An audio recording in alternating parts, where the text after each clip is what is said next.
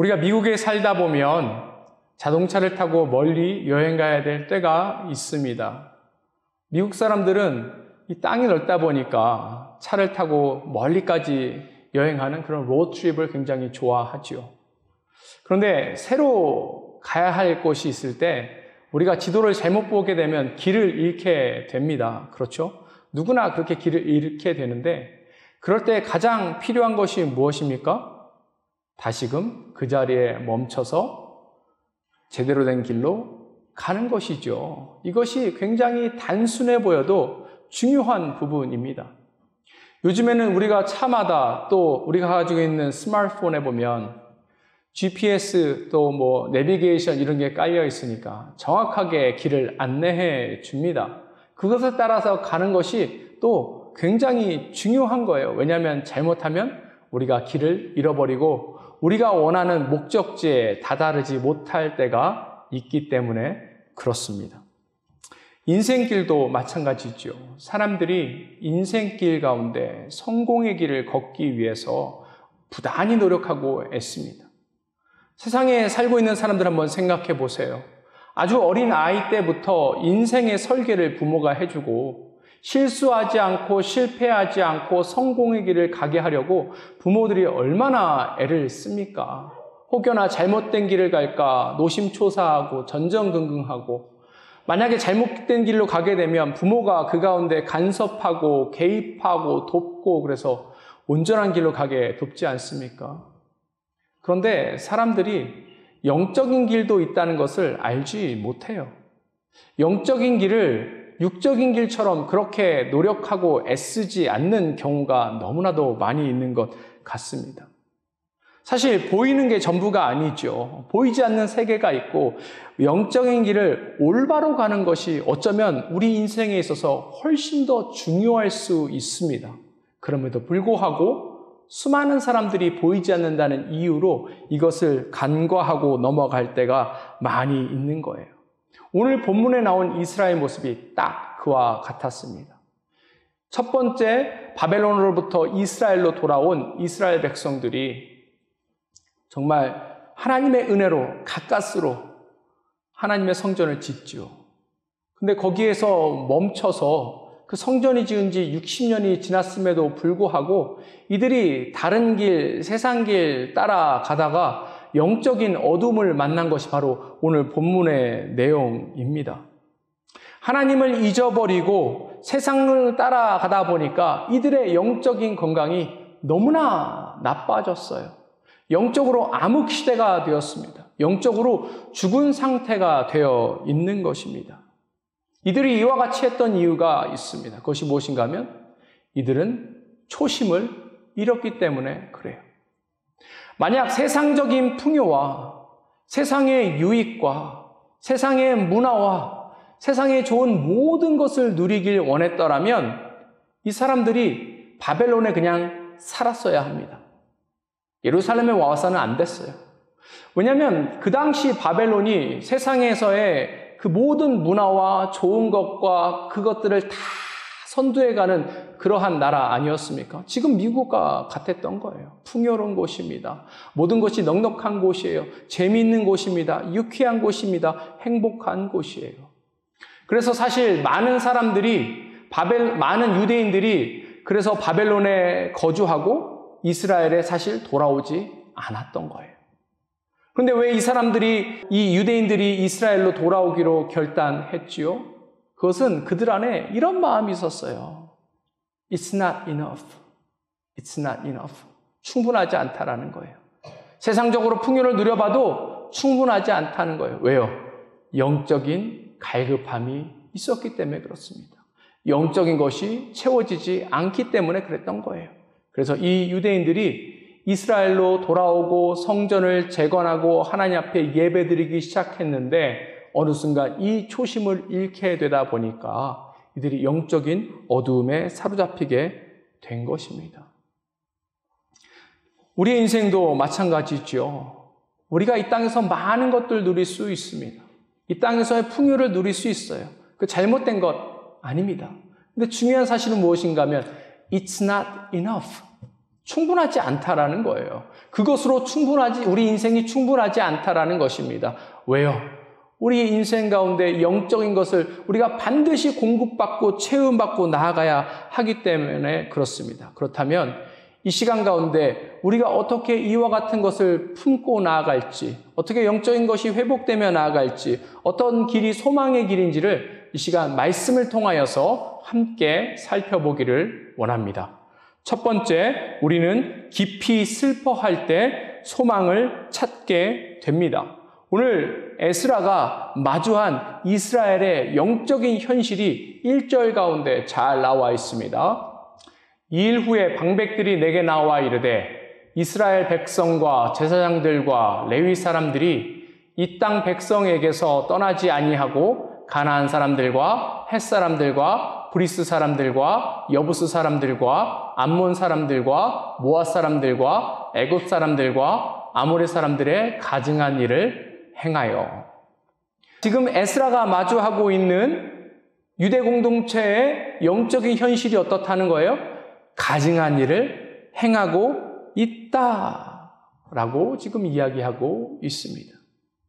오늘 우리말 성경에 가증한 일을 행하다라고 나와 있는데 원어를 보면 이렇게 쓰여 있지 않아요. 이거 의역한 것입니다. 원어에는 어떻게 쓰여 있냐면 이들이 구별되지 않았다라고 이야기합니다. 무슨 뜻인가 하면 하나님의 백성이 하나님 백성다운 삶을 살지 않고 오히려 세상 사람들을 따라서 세상 사람들처럼 살고 있었다라고 이야기하고 있는 거예요. 뭐 이게 나쁩니까? 라고 이야기할 수 있는데 나빠요.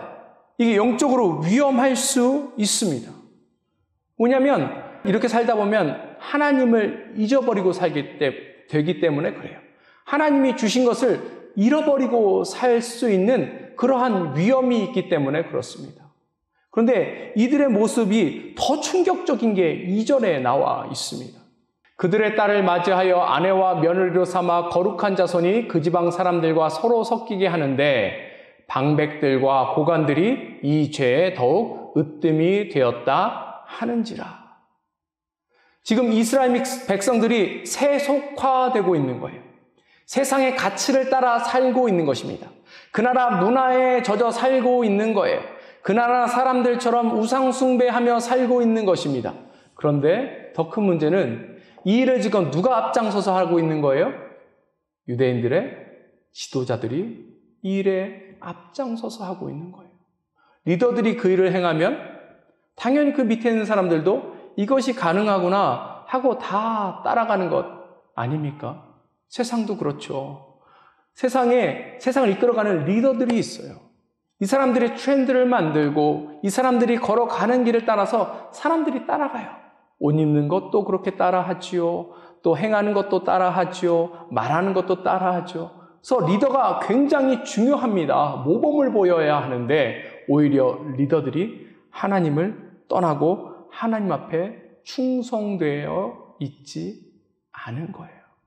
오늘 우리 본문에 방백들과 고관들이 이 죄에 더욱 으뜸이 되었다 하더라 이렇게 나와 있는데 이것 역시 원어를 사실은 의역한 거고 직역한 것이 밑에 영어에 나와 있는데 어떻게 나와 있어요? The leaders and officials have led the way in this unfaithfulness. 뭐예요?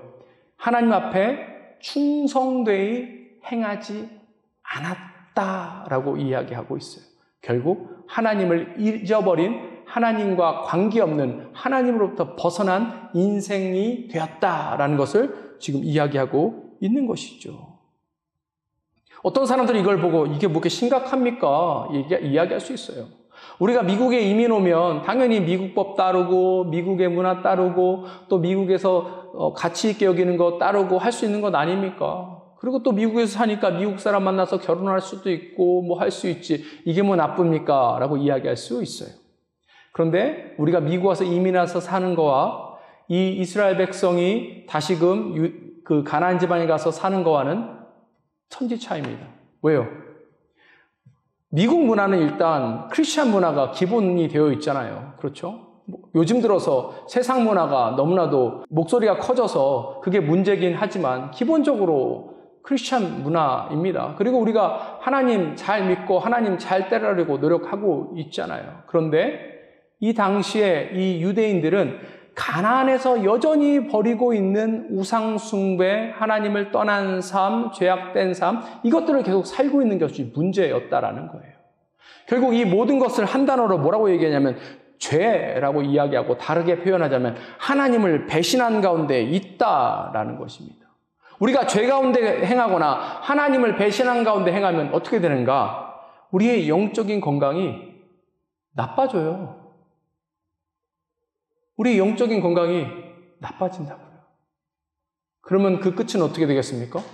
당연히 영적인 죽음에 이르겠죠. 이것이 굉장히 심각한 문제라는 사실을 우리가 깨달아야 돼요. 우리가 이것을 바로 인식해야 합니다. 지금 이스라엘의 위기가 이와 같은 위기인 거예요. 영적인 건강이 나빠지고 이들이 영적으로 지금 죽어가고 있는 것입니다. 그렇다면 이때 필요한 것이 무엇입니까? 3절 보도록 하겠습니다. 내가 이 일을 듣고 속옷과 겉옷을 찢고 머리털과 수염을 뜯으며 기가 막혀 앉으니. 만약에 이 모습을 저희 아이들에게 보여주면 저희 아이들은 깔깔거리고 웃을지도 모릅니다. 일반적인 행동이 아닌 것처럼 보여서 그래요.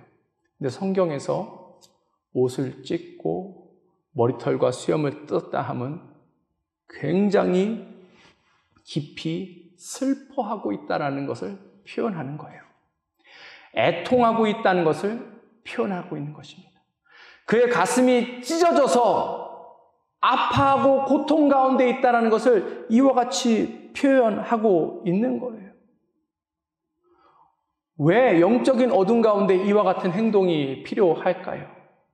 이것은 이와 같은 행동이 결국 하나님으로부터 벗어나서 하나님께서 주시는 그 유익들을 더 이상 누리지 못할 뿐만 아니라 영적인 그러한 위험에 노출되어서 결국은 죽을 수밖에 없다라는 그 사실을, 그 진리를 알았기 때문에 아파하고 탄식할 수밖에 없는 그것을 이야기하고 있는 것입니다.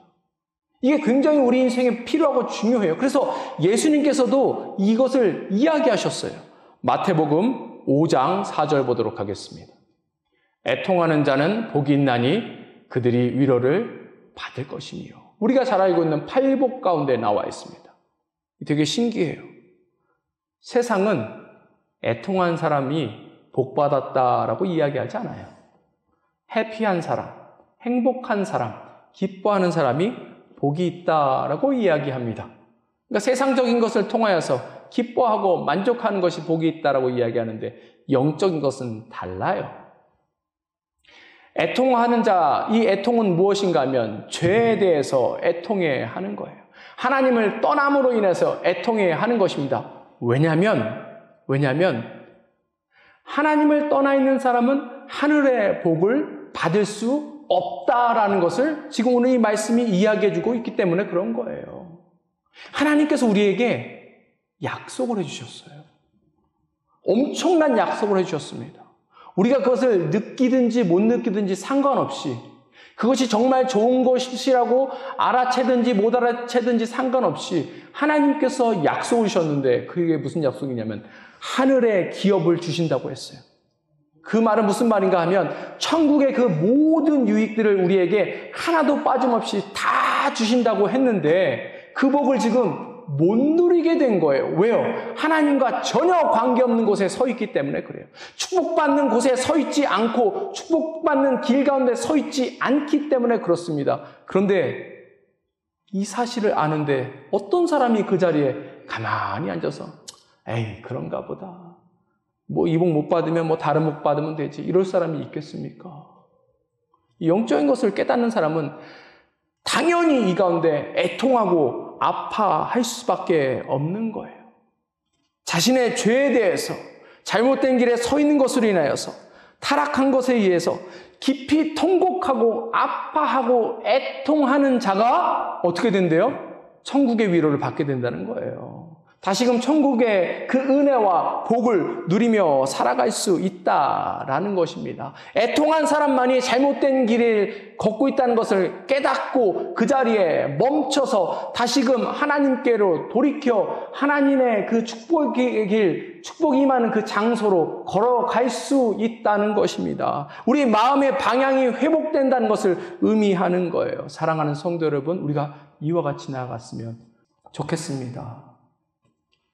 축복의 길이 있는데, 은혜의 길이 있는데 왜 그 길을 마다하는지 모르겠습니다. 우리가 하나님을 믿어요, 열심히 교회에 다녀요 라고 이야기할 수 있지만 그것 외에 만약에 세상적인 어떤 것을 탐하고 그것을 따르는 순간 우리가 아무리 하나님을 인정하고 열심히 예배드린다고 해도 우리가 축복의 길에서 벗어날 수 있다는 사실을 기억하며 나아갔으면 좋겠습니다. 다시 한번 우리가 어디에 서 있는지를 한번 생각해 봤으면 좋겠고, 잘못된 길, 잘못된 곳에 서 있을 수 있어요. 괜찮습니다. 중요한 건 뭐예요? 그 자리에서 애통했으면 좋겠습니다. 그 자리 가운데 탄식하며 나아갔으면 좋겠습니다. 그래서 하나님을 향하여 우리의 마음을 고정하고 나아감으로 이 모든 것들이 회복되는 우리 모두가 되었으면 좋겠습니다. 우리는 첫 번째, 깊이 슬퍼할 때 소망을 찾게 됩니다. 그리고 우리는 두 번째, 말씀에 다가갈 때 소망을 찾게 됩니다. 우리 하나님을 믿는 하나님의 백성에게 꼭 필요한 것이 있는데 그것이 무엇인가 하면 바로 시대정신이에요.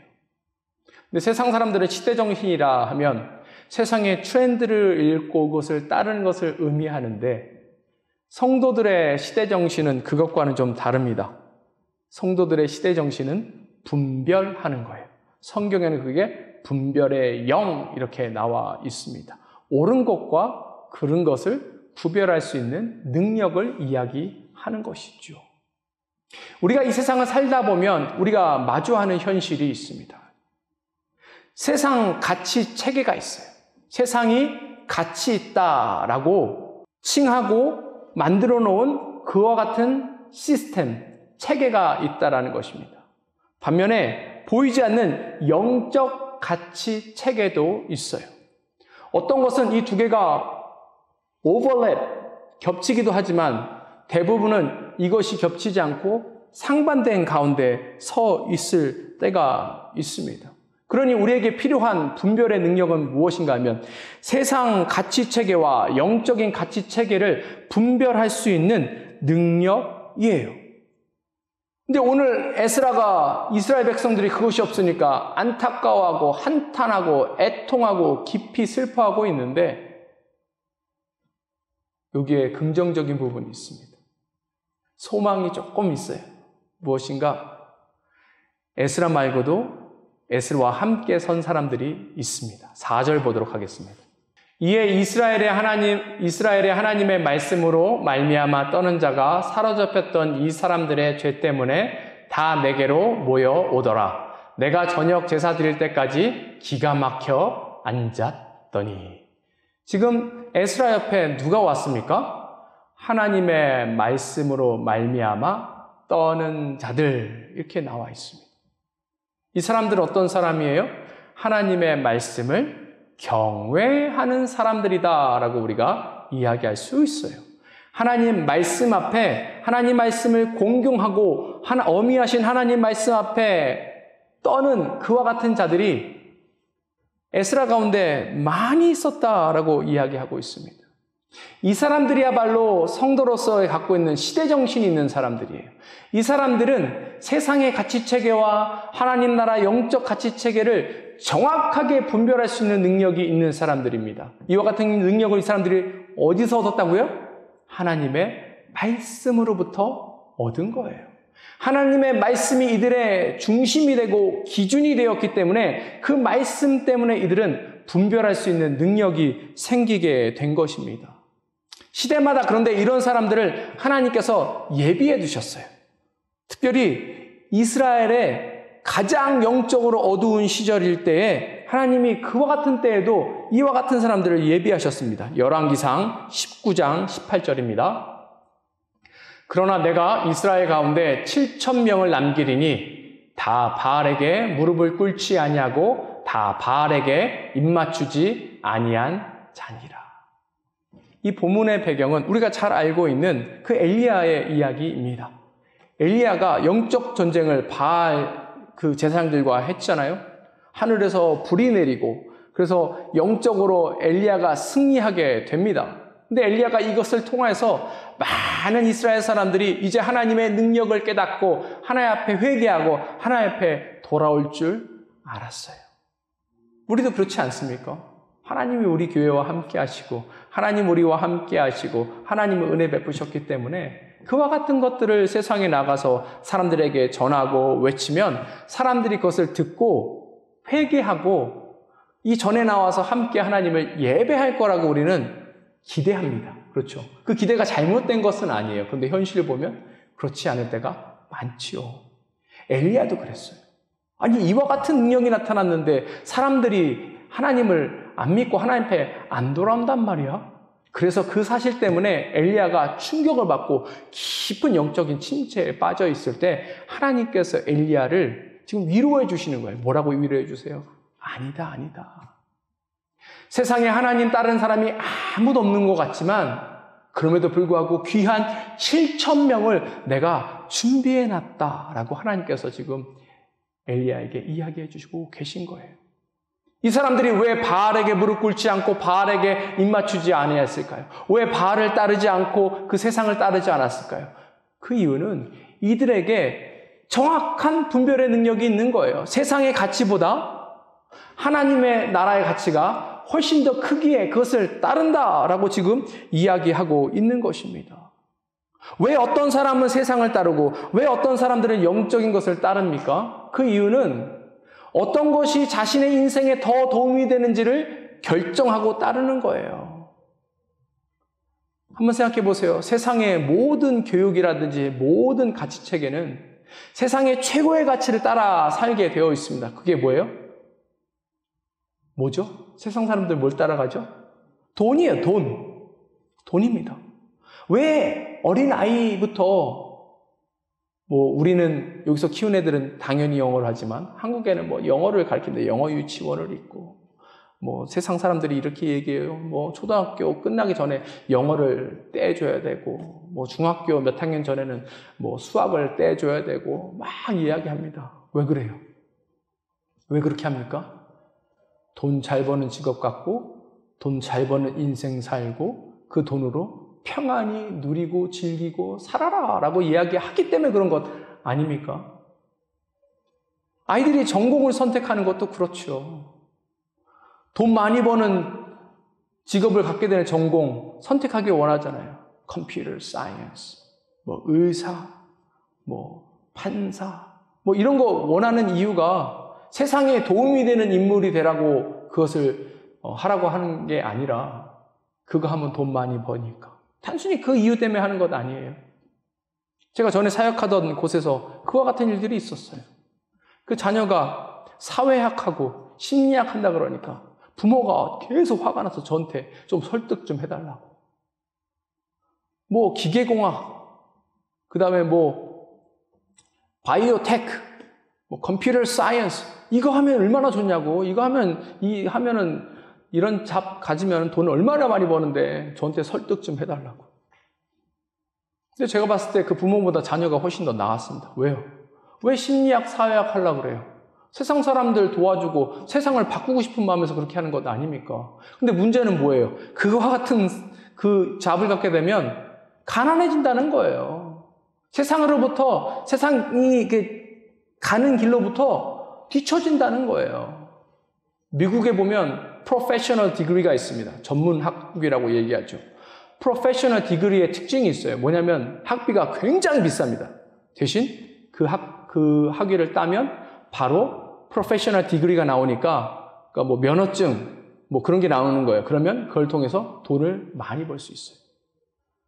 의대 그렇죠. 그 다음에 치대도 그렇죠. 그 다음에 러스쿨도 그렇죠.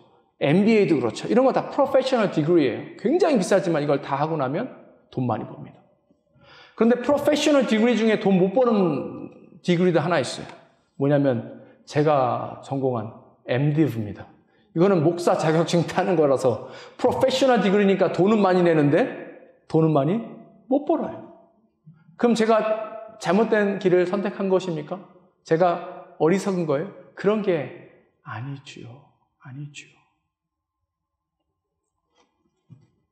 우리는 영적인 가치에 따라서 살아가야 하는 사람들입니다. 왜냐하면 그곳에 진정한 축복이 있고 진정한 은혜가 있을 뿐만 아니라 우리 영적으로 훨씬 더 유익하기 때문에 그래요.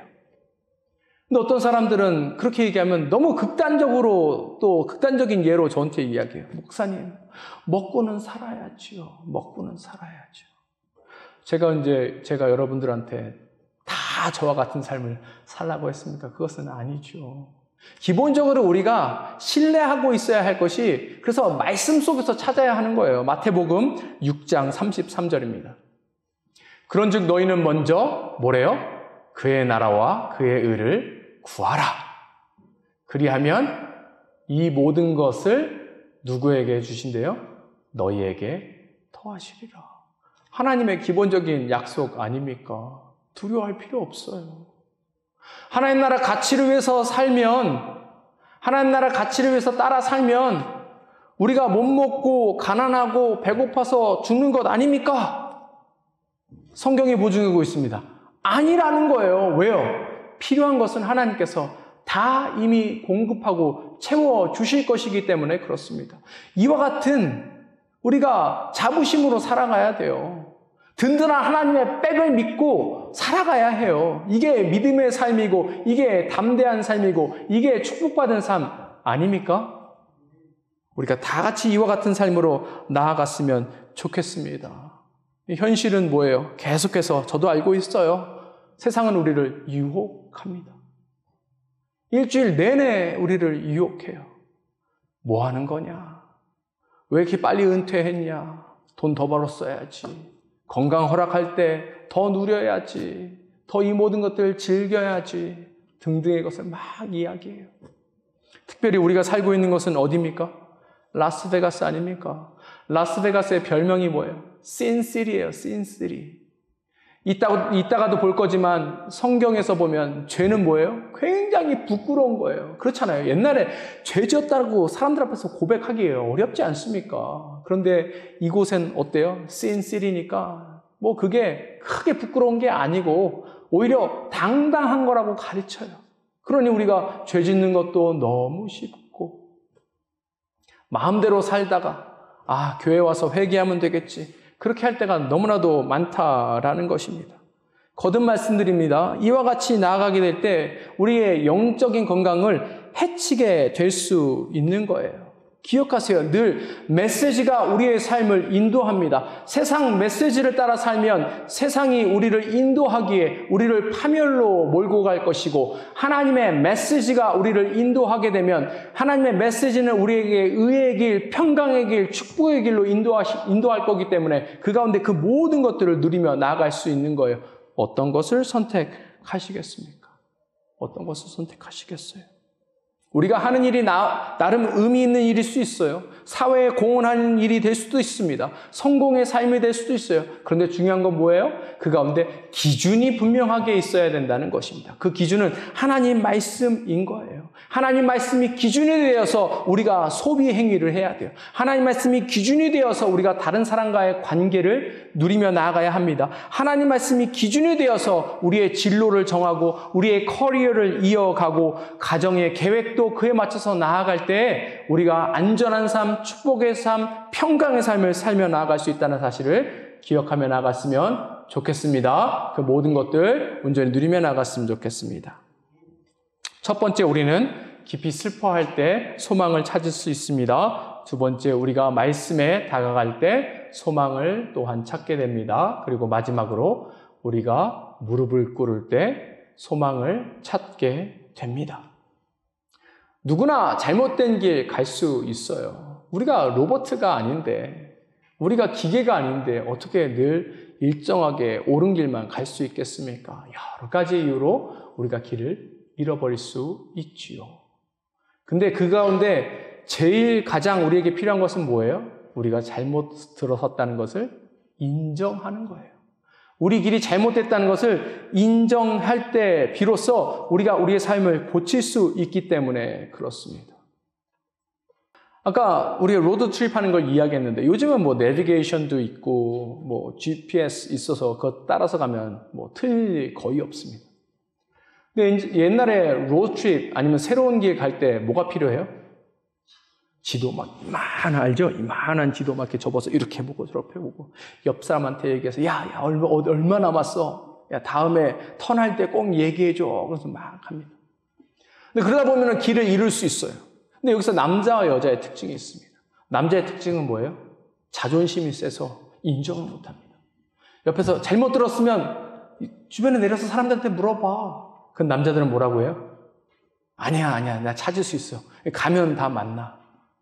제가 했던 말입니다. 제 아내가 가서 물어봐. 그러면 전 뭐라고 했냐면 아니야 길은 다 통하게 돼 있어. 절로 가면 이제 만나. 그래가지고 뺑뺑 돌고 어렵게 갈 때가 많이 있었습니다.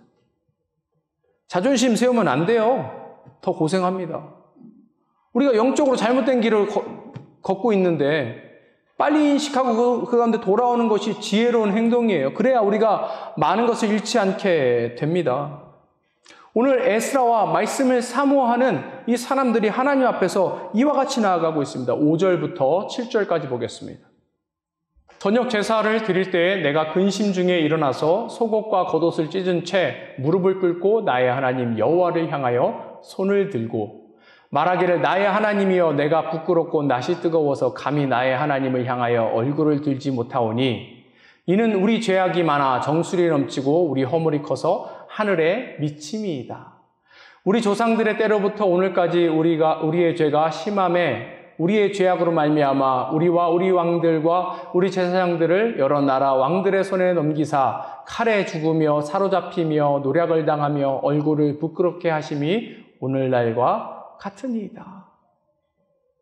에스라가 지금 하나님 앞에 고백한 거예요. 특별히 다시 5절 한번 보여주세요. 5절에 보니까 뭐 했다 그래요? 무릎을 꿇었다고 합니다. 왜 무릎을 꿇었는가? 이 죄 때문에, 이스라엘의 죄 때문에 사실은 이스라엘이 지금 이와 같은 고난을 겪고 있는 거잖아요. 과거 조상들이 지은 죄 때문에 이 사람들이 이와 같은 고난을 겪고 있는 것입니다. 어떤 고난이에요? 수치와 모멸 가운데 빠지는 거예요. 다른 사람은 다른 민족으로부터 고난당하고 어려움을 겪는 거예요. 가족들이 뿔뿔이 흩어지고 가진 재산 다 뺏기고 나라도 뺏기고 막 그런 가운데서 나아가고 있는 것입니다. 그런데 또다시 이와 같은 죄를 지음으로 인해서 앞으로 또 이와 같이 어려움을 당할까 봐 지금 에스라는 너무나도 괴로운 거예요. 그래서 에스라와 하나님 말씀에 떠는 자들이 함께 뭐 했대요? 지금 하나님 앞에 무릎을 꿇고 있는 것입니다. 우리가 잘 아는 말로 뭐 한 거예요? 회개한 거예요. 간절히 하나님 앞에 회개하며 나아가는 것입니다.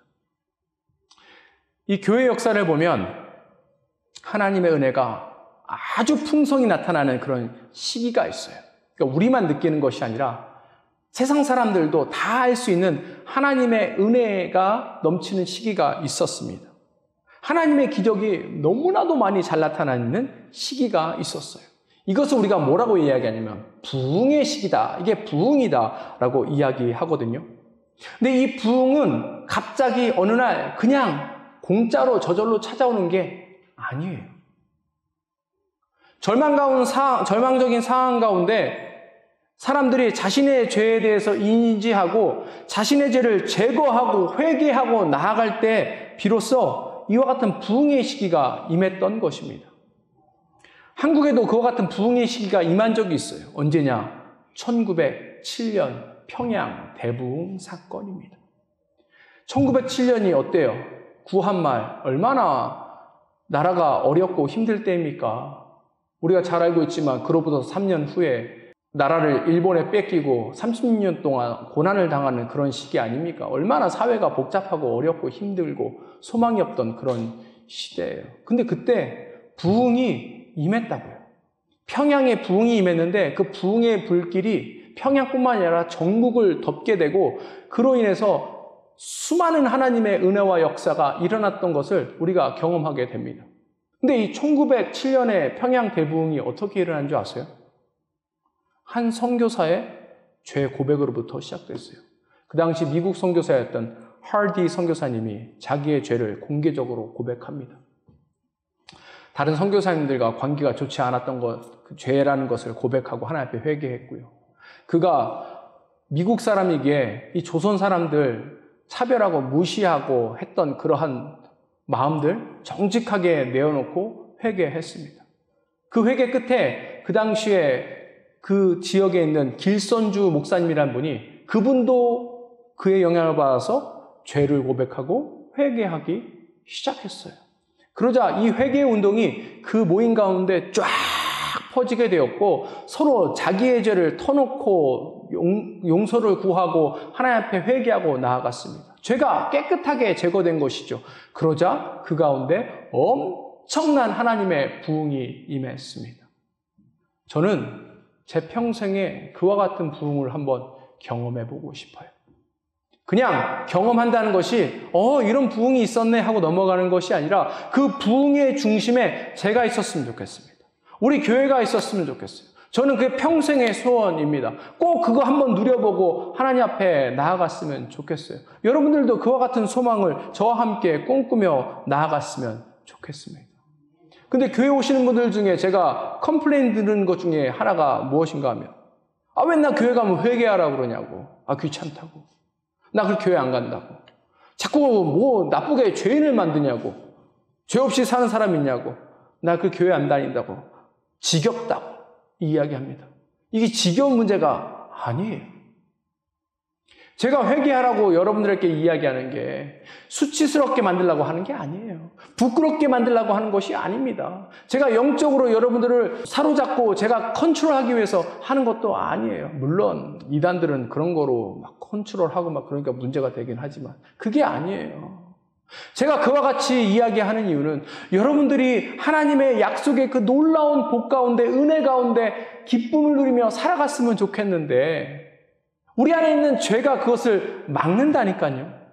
우리 안에 있는 죄가 그와 같은 은혜를 누리는 것을 방해한다고요. 그러니까 제가 너무나도 그게 안타까워서 말씀드리는 것입니다.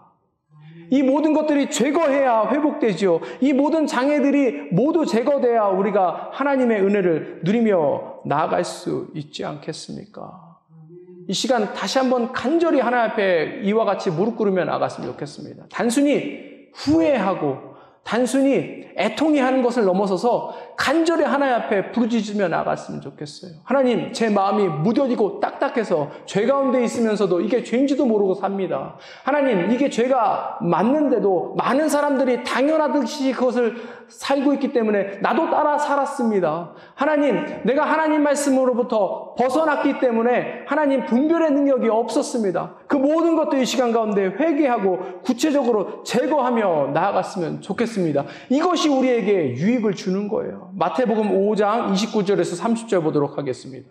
만일 내 오른눈이 너로 실족하게 하거든 떼어내버리라. 내 백체 중 하나가 없어지고 온몸이 지옥에 던져지지 않는 것이 유익하며 또한 만일 내 오른손이 너로 실족하게 하거든 찍어내버리라. 내 백체 중에 하나가 없어지고 온몸이 지옥에 던져지지 않는 것이 유익하니라. 지금 이 말씀이 막 눈 빼고 팔 자르고 다리 자르는 말이 아니라 우리로 하여금 하나님 벗어나게 하는 자꾸 죄 가운데 가게 만드는 것이 있으면 그것을 뿌리채 뽑아버리라는 거예요. 왜요? 그래야 우리가 축복의 길, 그래야 우리가 하나님의 풍성한 은혜 속에 살아갈 수 있지 않겠느냐라고 우리에게 권면하는 말씀입니다. 오늘 이 말씀이 하나님께서 우리 각 개인에게 주시는 말씀이라는 것을 기억하고 깨닫고 인지하여서 우리 삶에 있는 우리로 하여금 영적인 죽음에 이르게 하는 모든 장애물에서 우리가 벗어나 하나님 주시는 풍성한 은혜 가운데 나가는 우리 모두가 되었으면 좋겠습니다. 말씀을 마무리하고자 합니다. 어느 시대든지 죄가 만연하면 하나님의 역사가 일어나지 않아요. 하나님의 은혜를 맛보기 어렵습니다. 그런데 위기는 곧 기회라고 말하지 않습니까? 사실 이것은 하나님의 은혜를 다시금 우리가 경험할 수 있는 기회가 돼요. 왜냐하면 우리가 잘못되어 있는 모든 것을 깨닫고 그 모든 것을 제거할 수 있기 때문에 그렇습니다. 세상에서 여러 가지로 눌려있고 세상에 여러 가지 압박으로 고난받고 아파하다가 오늘 이 예배 자리에 나오신 분들이 있을 줄 믿습니다. 괜찮아요. 왜요? 이곳은 회복의 장소이기 때문에 그렇고 이곳은 하나님의 소망이 가득한 장소이기 때문에 그렇습니다. 오늘 말씀처럼 다시 한번 우리의 삶을 그래서 되돌아보고 우리가 얼마나 하나님으로부터 벗어났는지를 깨달아서 다시금 하나님 앞에 담대히 나가는 우리 모두가 되었으면 좋겠습니다.